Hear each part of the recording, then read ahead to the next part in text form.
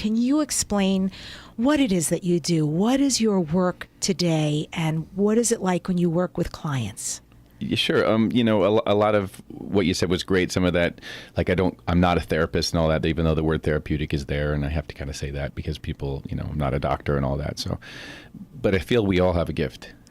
We're all connected to the infinite at the core of our being. So if we can connect to that part of ourself that's totally present, totally here. Who are we without the mind? Who are we that's just always here, always present? Who are we 100 years from now? That same state of consciousness is who I connect to when I do this work. And it's a silent, most times silent. Sometimes I'll include people, especially if they have a practice or they're interested in doing the work on their own. I'll be transparent with it, and so they can kind of learn as we go.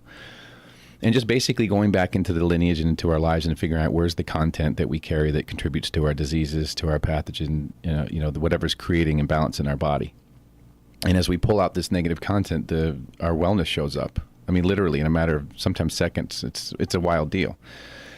And I have doctors that I work with, as I said, and some are well-known surgeons who do this. They do these prayers, for lack of a better word. I call them prayers because it's kind of what they are, but you don't have to believe in God. It's not like, we're praying to a man with a beard.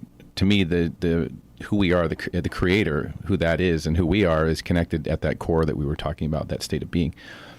It's almost like a lot of the great Hebrew words for God are verbs. Yes. It's not a man with a beard. And so that's who I connect to, and as we kind of unravel the content that creates the imbalance, then the health can show up. So these surgeons are doing these forgiveness prayers with their patients, and not only do they not take anything on, which is huge for a practitioner, a doctor, a therapist, whatever, the recovery time is cut in half or better for them. So it's a wild deal. I mean, I see so much. I don't want to say the word miracle, but it is kind of like miracles. But to me, miracles are our natural state of being. It's not something we have to, some far off place we'll get to where we might see a miracle. No, I see them every day, and it's wild. I mean, I've probably worked on, 5,000, 10,000 people. I don't even keep track anymore. It's just, and I actually work with doctors where I'll come to their offices and they'll give me their hard nut, hickory nut, we call them, patients where they're not getting help. They're not getting help from medication. They're not getting help from surgery sometimes, and we'll work on, just dealing with the content they carry. So does that mean that you see or you have a knowing of exactly what's going on and what's needed? A lot of times there's I feel like we're all intuitive. I don't claim to be like special. I feel like what I have is a gift, but it's a gift we all have. And I tell people and coach people to access this in themselves also, because we all need to be doing this work. Not saying my work or Howard Wills' work, but something like this where we're unraveling. Because humanity is definitely off kilter. We've been off for a while. Just look around, And I don't believe anywhere is it written we have to suffer. And if it was written, a man wrote it. Probably in the last 2, 3, 4, 5,000 years. And to me, that's, we're created in the image and likeness of the Creator. What does that mean? Does it mean, yeah, but we suffer? Yeah, we do suffer because we have free will. That's true unconditional love. Means you love someone so much you're willing to let them have their experience, even if it's suffering. Right, because isn't really the true nature of suffering is the idea that we're separate? Absolutely. That's the core of it all. Because, I direct people back to that experience of the self, and the last vestige is the mind. The mind is our only true adversary in all of creation, in my opinion, because it's the only thing that discerns, that makes the distinction that we are separate from the I am. I am that I am.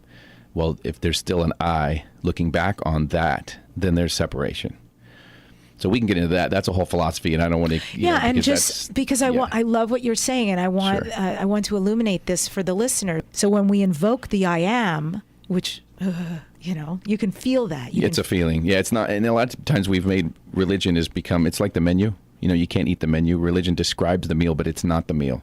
So we've taken like that experience and cut to 5,000 years later, we're like, chewing on this piece of paper that's describing what he experienced. And I believe him, all the greats, Jesus, Buddha, they showed us what's possible, but we have to walk in those shoes. We have to actually practice it day to day. And forgiveness is the biggest part of that for me, because forgiveness comes from the word to forget.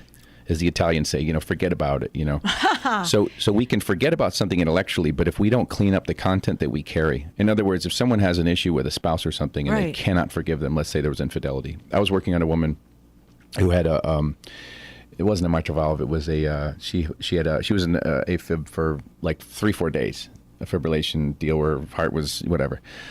And I got right away what it was, and I said, look, you know, have you forgiven your husband for what he did, like a long time ago? And she says, I've forgiven him, but I'll never forget what he did. And I knew right there, no, she hadn't forgiven him, because true forgiveness is willing to not only just say a word, I forgive them. No, we have to release what we carry inside of us in our physiology.